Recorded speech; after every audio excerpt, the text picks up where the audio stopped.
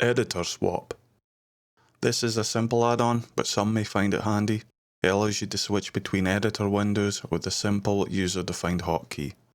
Each editor window in Blender can be changed with a custom hotkey. For many, remembering each hotkey might be too cumbersome.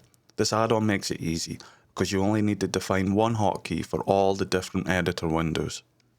How do I use it? If you look at my scene collection on the right, with a simple hotkey I can switch it to the asset browser without having to create a new window or look for the editor type. And at any time I can quickly revert it back to my scene collection. On my left is the properties editor. I have it switching to info, which allows me to quickly copy Python commands. It really helps speed up the process for me.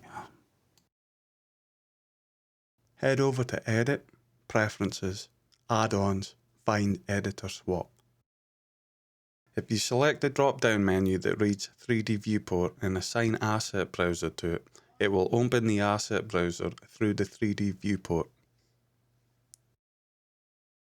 If you think of opening a cupboard, it becomes intuitive to use.